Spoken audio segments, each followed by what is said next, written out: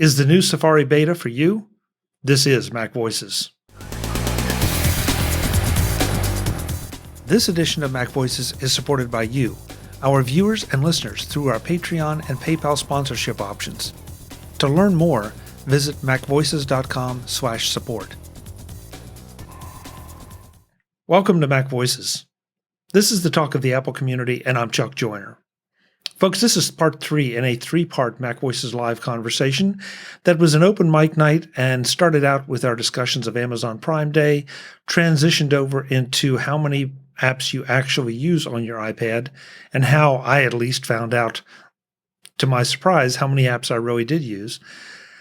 We wrap up the conversation by talking about the new Safari beta that you can try out in Big Sur, but that looks to be coming standard in macOS Monterey.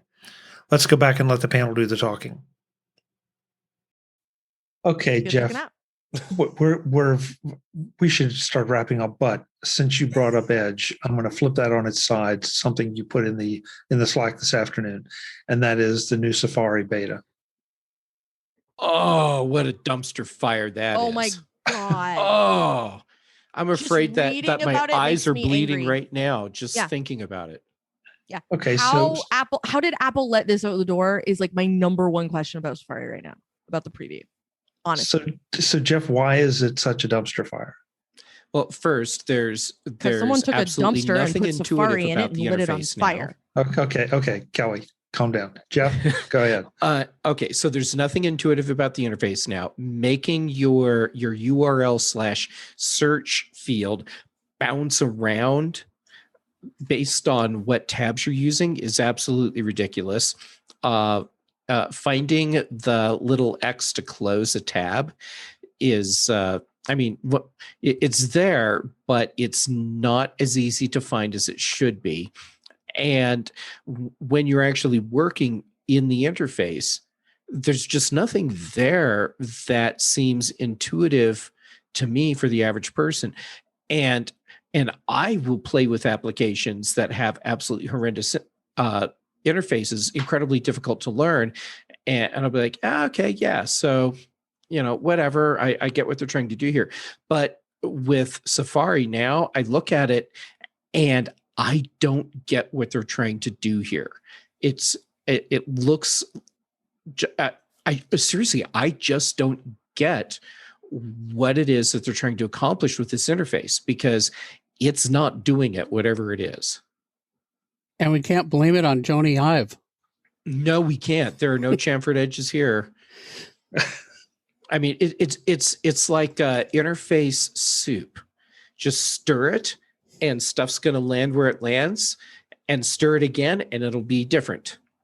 It also seems really inconsistent. Like if you're trying to do the same thing, but in a different tab, you don't get the same behavior. So you can't even go, well, I know the X is always going to be the top left corner of the tab or whatever. Like it's really, really, like it's inscrutable. Like it shouldn't be. Yeah, it shouldn't be this hard to continue to interact with your browser, which should be by now, after 20 plus years of development, should be a reasonably known quantity. It's one thing to give it a different experience, but it's quite another to give it a treasure hunt. I'm going to make sure you don't have to. Treasure hunt's a great way to describe it. Yeah, tabs now are even more difficult to identify. Not just visually, finding each tab, but what does each tab represent? When Apple said we streamlined it, made the tabs smaller, the first thing that I thought was, oh damn, this is a bad move. And it turns out I was right, because it's now even more difficult to figure out what each tab that you have open is. Basically, the way I see it, Safari is now designed for someone that has no more than 3 tabs open, ever. Safari was never designed for anyone who has more than 3 tabs open. Hi, I'm Kelly. I have an entire internet open in tabs at all times, sometimes more than one. So that's true. But when you look at the tab interface in general that we've had for decades now with yes. the horizontal thing. That is an absolutely ridiculous interface design for web browsing, because if you have more than 3 tabs open, now it's suddenly difficult to identify what's in each tab. And as they get smaller and smaller, and at some point, they're basically just these little hash marks across the top of your browser window. And that said, it's crazy. Chuck will be fine. He bookmarks everything. So See, I'm ahead of my time. Okay, I'm ahead of my time. Jeff, I have not played with it. It's one of those things I haven't. I have downloaded it. I haven't installed it or spent any time with it. Is it possible they're trying to do some kind of adaptive interface that for a given task, they want the interface to morph to something to facilitate that activity? Or is it just, as you said, is it just soup? Maybe they're trying to make it adaptive on some level, but it comes out as just soup. And I've got this image in my head of the planning meeting with the dev team, and they're all sitting around a table, and it starts off like this. So, what can we do with the interface that makes it like so wild? And someone's like, let's make stuff bounce around. And someone else is like, well, hold my beer. And then they develop the interface. what happened is most likely what happens with most design requests, where someone goes, yeah, no, this is great, but it needs something. It needs some spring in its step, some bounce, Can you give it a little bounce? Make it pop. Make it pop. Get pop. It's got pop. Yeah. I feel like the thing with Safari, like, I looked at it and I was very concerned by it as a person who spends a whole lot of time in Safari. And like a whole lot of time in web browsers in general. I'm always using more than one. What they are depends on the last time I rage quit one of them and fired up the others. So there's always a couple in rotation. But the thing that strikes me about this is something that came up in one of the developer spotlight interviews that I did over on Daily Observations, where we were talking about, I'm trying to remember who it was with. I'll think of it in a minute.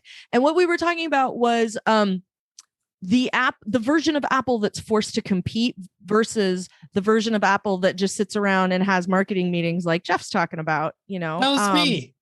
I know. It was Jay Miller. I was going to get there, Jay. Like, Jay Miller. See, you stepped on my joke. Thanks. I appreciate that. I'm glad we make such a good podcasting team. So, but like the thing about like Apple getting to sit down and come up with their own ideas means that like one of the things in Big Sur that drives me up a wall is the icon for the file at the top of the window is gone now. And then you have to put the mouse up there and you have to wait for your computer to emotionally prepare to show you that rack-a-frackin' icon. Mm-hmm. I'm really trying hard to make sure you don't have to edit, Chuck, but I don't know how long I can hold out. And because I use that all the time, because I will command click on it and get the file path and move up a couple folders or do whatever it is I need to do. Like a lot of my file management comes from that icon. And I don't like that everything in the world now goes, hang on. Just like my dad, after he got his hip replaced, like it takes him a lot longer to get up off the couch and get to where he's going. Same thing. It's like my computer's going, hang on. I just have to wait and make sure that you leave the mouse there so that I know that's the thing you want to do. And it makes me insane. There's a default right for it. I went and found it immediately and fixed it so that this wouldn't be a problem. But for the couple of weeks that I had to live with that before somebody typed the right defaults right and then shared it on the internet for people like me, I really thought I was going to have to downgrade my work machine and then figure out how I was going to live with it, because I can't downgrade my M1. And so like things like that, I feel like are decisions Apple made for no good reason. Because I don't know why you don't want the icon up there that shows you this is an image, this is a Word document, this is a file folder. Like, why is it bad to have that up there? And I don't get what you gain by making it disappear. And so I find that really frustrating. So yeah, that's just one thing. So yeah. Well, I think we've gone through a number of different iterations of the OS where I think, depending on how you use your Mac, I think that they lost something. Sometimes it comes back, sometimes it still stays gone.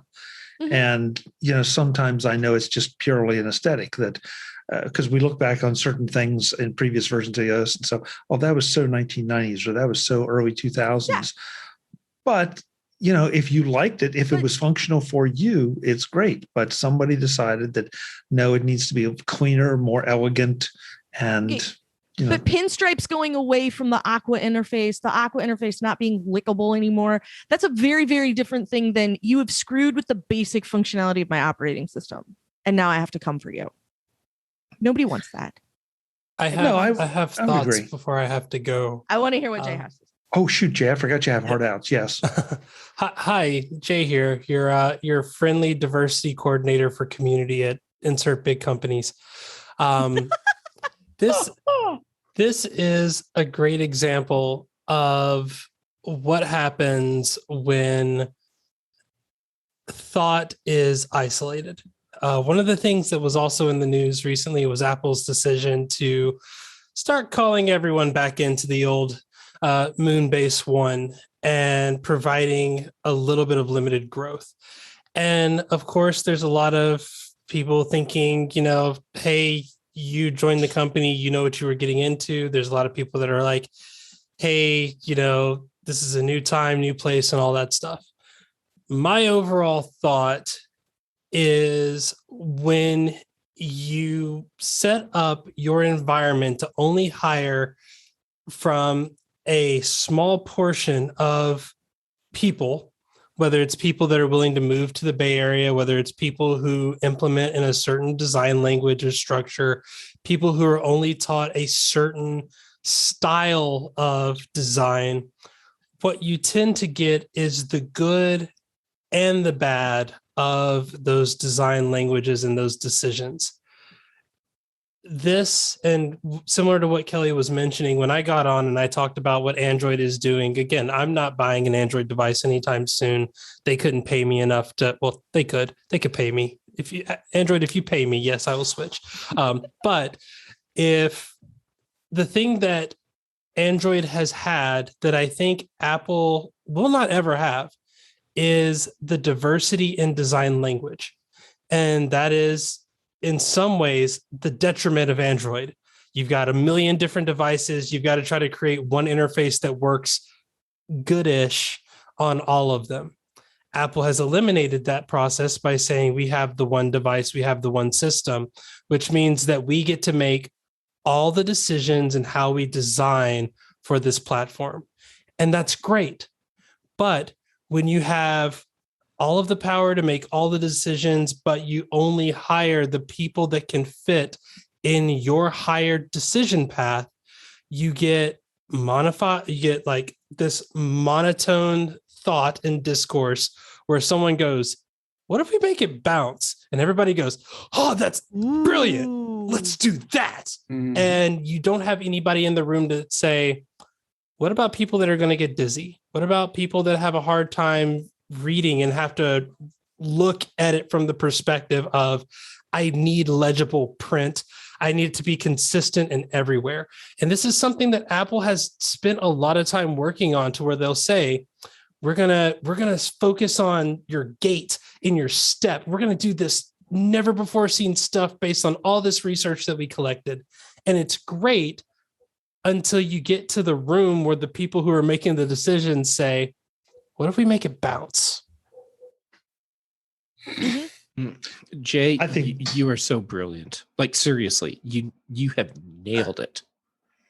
That is the start of a whole nother show. Good thing they're taking 2 weeks off. And it's a good start. It's a good start, Jay. And that's one that I'm going to put in the notes, because let's go topic. There are a lot of different discussion points back and forth on that. That would be really interesting to hear this panel attack. So good job. Good job. I know you got to go, so I don't want to hold you. Where can folks find you for the next 2 weeks when you're not here? KJY Miller on Twitter. Still hoping to make some announcements. I don't know when I will be able to, but they will be happening at some point. Also on YouTube, youtube.com/KJAY Miller. And yeah, I don't have anything too in particular. Just everybody be safe. Take care of yourselves. I know there's weather stuff happening all over the place. Thanks so much for being here, Jay. See you Thanks, in 2 weeks, if not All sooner. right, Jay. Bye, Jay. Bye. Take care. We had a message from Warren, and I'm going to quote it here. He says, my FiOS internet went down hard for at least 5 minutes. By the time I was going to reboot the router, it came back up. I thought you guys were just really interested in what I was saying. Turns out you were just frozen. Oh, Does that We're good at that. mean he can't tell us, frozen us from live us? well, he probably thought we were all like this. We're Riveted. anime. We're anime. Speed racer. We were hanging on his every word. I'm just sad he had to leave because I was glad to have someone else that appreciated hanging out in the update screen on a regular basis. That I just wanted to know. Like, I do that too. Kelly, I do do it that too. also. That warms my heart. I'm very happy to know that that's a thing. So thanks. Kelly, Yes, there clearly are done. days where I obsessively flick down on the update Yes. screen. Is there anything new? Is there Yes. anything new? Is this thing out yet? Even on And the Mac, I do a Mac updater. I'm always then- watching what's new. Here's a word for everyone's vocabulary because I made this up a long time ago at 2A and I like to share it with people. And that word is avalanche. And that is when all of a sudden there's a whole truckload of updates, usually like right before or right after we get some sort of OS situation, like 14.6 is out or 14 is released. And so normally maybe you have 5 or 10 updates a day, and today you have 40. Avalanche. There you go. I'm checking my updates now to see if I have an avalanche coming. No, I'm pretty good right now. I haven't. You will also usually get one right before the Christmas downtime, Mm-hmm. the iTunes Yeah. Connect Christmas downtime. Or like, OS update. a second week Yeah. of December, avalanche. Late September, avalanche. Well, I got 11. Yeah, 11's And- not too bad. And those are prime time to take this conversation full circle. Those are prime times for you to audit just what you're downloading and how many Yep. more, because that That you just that don't need all delete those from the apps. update screen is such a good thing. I think it came in 13. I don't remember if it was 12 or 13. But it is the best thing because you can just look at updates. Because I do like sort of kind of check myself when I look at all of those. Like, do I want that one? Do I need that one? Hmm. Is that an app that's currently misbehaving? So I'm going to do that update, even though it's further down the page. I just want it to be fixed so badly. Maybe. Yeah, there's some rhyme or reason to it. Yeah. Mm. So yeah, in 2 weeks, you can tune in and we will make our triumphant return with everybody talking about how they clean their keyboards. Say what? Oh, don't nah. I'm just talking No. about really boring stuff that like all of us end up doing. Keyboards How can about be cleaned. Okay, I guess not all of us. You've never used this dishwasher? Yeah, put it in the doesn't know dishwasher, that- Jim. Jim Jim thinks that keyboards are disposable. I didn't realize that. My apologies.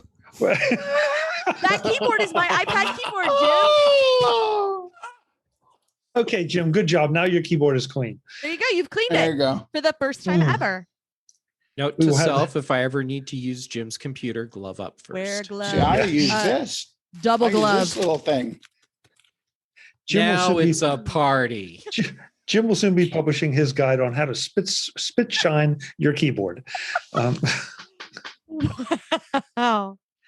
Ooh. Guys, thank you. This has been weird tonight. I've thoroughly enjoyed it. I think the chat room has not been real chatty. Tommy and Webb made a couple comments, but I think they've all just been stunned. I don't even think they could come back at us. But Webb's thank you not guys here? for yeah. Oh yeah, Webb's there. What's here? But thank you guys Hi, for Webb. being in the chat room. We really, really appreciate it. And as always, we really appreciate you folks hanging around with us. Just to reiterate one more time, we're taking 2 Tuesdays off. So we will be back after the July 4th holiday, the week after the July 4th holiday, and we're going to have some fun. So meantime, I want you to take those 2 weeks and spend it checking out everything else all these great people do, because they really do some amazing things. I'm going to call special attention this time to the show notes. I always mention them, but the show notes for each show have a link to the bios for these folks that they've given me, and all the links to their social media accounts and their other projects. Just go through and click those in some of your free time in the next 2 Tuesdays and see, because they're an amazing group of people and they do some amazing things.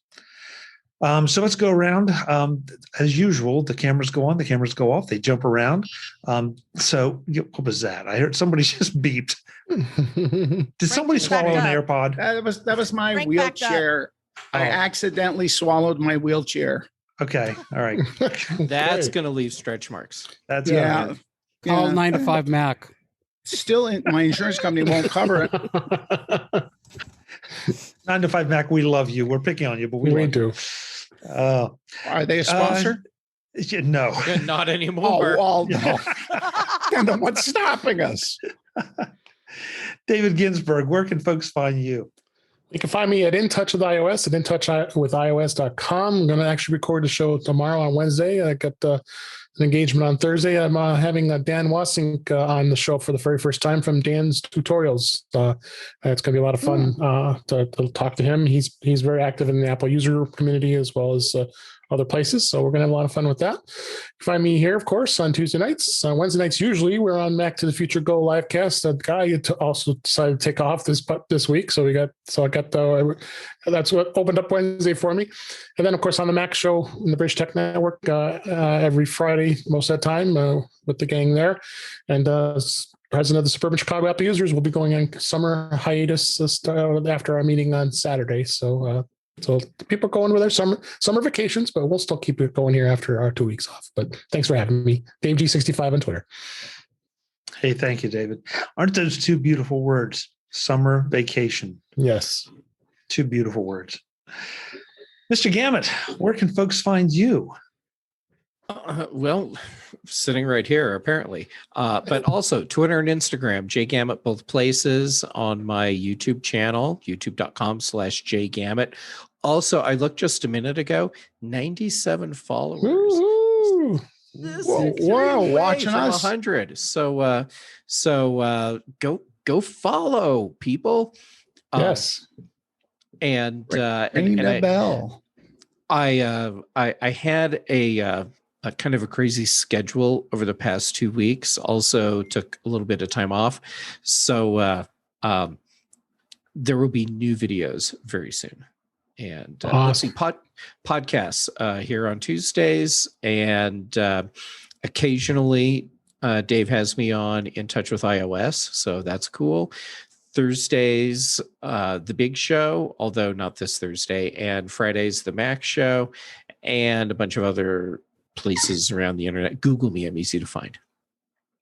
And I want to put in an extra plug for Jeff's videos. Jeff is doing a really nice job of keeping them nice and tight and compact and just getting right to the meat of things. So great job, Jeff. And folks, thanks. check them out. You will enjoy them. Frank Petrie, where can folks find you? Well, so far it looks like just wandering about, seeing as I won't be here for 2 weeks. The Chicago user group shutting down for the summer. You can find me, I guess, on At large, where? at an undisclosed location. Yes. But other than that, you can find me anonymously at Screencast Online, writing a review. My blog, ympnow.com. Twitter, fpetrie, just retweeting what all the panelists say. And Instagram, PHRANKY. Great. Thank you, Frank. Really appreciate it. Have a good time. Jim Ray, thank you for being here. Where should folks find you? Maybe I'll put it that way. There's actually an extra place this week. Ooh. So the normal place is proview.com and also on Twitter at ProviewJim, PROVUE. And then also for the next couple weeks at Artisanal Software Festival. Oh, nice. Yeah, there's about 15, I think, independent software developers that get together, Mac developers that get together twice a year for Winterfest and Summerfest. And Summerfest started today. So Panorama is one of the apps, and pretty much all the apps have 25% off for I think it's the next 2 weeks. So there's like Text Expander and DevonThink and Nisus and Hudaspot. Solver, I think. Let's see. Is Solver? I'm looking at the list. Can't remember. No, I don't think. Text Expander and DevonThink are the ones I remember the most. PDF Pen. Yeah. Well, this is the biggest group I've seen. We've been doing it for about 4 years now. And sometimes BB Edit is in it, but they're not this year. And sometimes Take Control Books, but they're not in it. But yeah, there's a bunch of great software. So like I said, it's Artisanal Software Festival. You could also Google Summerfest Macintosh. If you just Google Summerfest, you'll get music. But not that there's anything wrong with that. Not that there's anything wrong with that, but right. Artisanalsoftwarefestival.com. Correct. Is the link. Correct. Yeah. And it just went live this morning. Ah, cool. So that's an exclusive. So I'm going to throw the link out to the chat room. They're just looking here. There are a lot of really high quality pieces of software in there. Mm-hmm. Very nice. Good, Jim. Well, thank you. Thank you. Congratulations on being part of this year's Summerfest. I'm always, like I said, I've been doing it for about 4 years, and it's been running for about 9 years, I think. So when Panorama 10 finally shipped, I was very honored to be invited. You know that it's got to be high quality software when I'm looking at this and thinking I have about 80% of these installed, and the other 20% I've thought about installing. So There you go. There you go. Good job. Jim, thanks so much for being here. Appreciate it. Ms. Guimont, you got in late and you haven't turned your camera on or off enough, so you're still at the end of the line, but that is only because we saved the best for last. Oh, you old smoothie. You can find me 5 days a week over at the Mac Observer, where I host the Mac Observer Daily Observations podcast. The rest of the time, you can find me generally on The Incomparable, where I have a show called I Want My MCU TV. We talk about the latest in Marvel television programs on Disney+. I just recorded an episode of another Incomparable podcast called Football is Life, where we talk about Ted Lasso, and we're doing a season 1 rewatch in anticipation of season 2. And so you can hear me over there. And I'm only on a couple of the episodes, but every episode is just lovely in that you get to listen to a bunch of people who really love something talk about how much they love it. And if you really love it too, it's just really nice, and it's like warm and fuzzy to get to listen to people be excited about a thing that you like as well. So you can find those over at The Incomparable.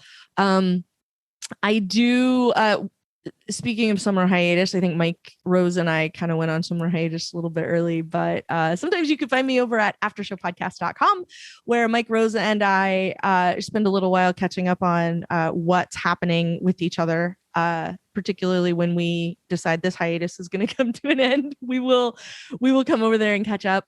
The rest of the time, you can find me on Twitter as Verso, and occasionally on a podcast or a video with one of these other characters, depending on the day. So I think I can upgrade now to known associate of David Ginsburg. I think that counts. So I'm honored. You've had me on the show enough times. I think you have to admit in public that we know each other. I think that counts. Yeah, I think we do. Sometimes I will speak to different Mac user groups. Depending, generally when asked, I will probably say yes. I'm a pretty easy sell on that. So if your Mac user group needs a speaker, hi. And sometimes you can find me giving talks at other places, but usually I will try and talk about them on Twitter. So you can usually start there as a good place to check. Great. Thank you, Kelly. Appreciate it. Folks, I'm Chuck Joyner. We will see you in 2 Tuesdays from now as we record this. and you will have to try to pry my bookmarks from my cold dead hands.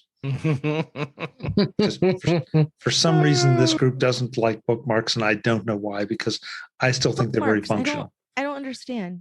I Oh. use bookmarks. The only exercise I get is pinning. I live in bookmarks, like too. on all my browsers. So many Oh, good. bookmarks. Okay, I well don't then know who you I'm people not are. as You're strange as alone. everybody thought. Okay. I keep Because adding it these just puts you in the bookmarks, but same I category as me. No, you but can look at the No, mounds no, of but the- bookmarks I have. Just Okay, don't let see- that go to your head. See, now all of a sudden they're doing true confessions on me. So, hey, again, as always, chat room, thank you so much for being here. We'll see you also again in 2 weeks.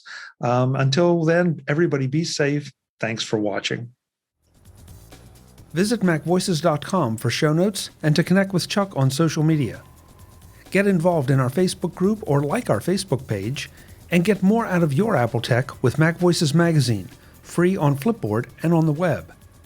And if you find value in it all, consider supporting us through either our Patreon campaign at patreon.com/MacVoices or by making a one-time donation via the PayPal link on our front page and in the show notes of each episode.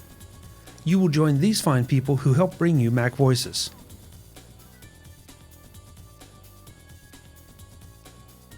Advertising handled by Backbeat Media at backbeatmedia.com. Bandwidth provided by CacheFly at cachefly.com.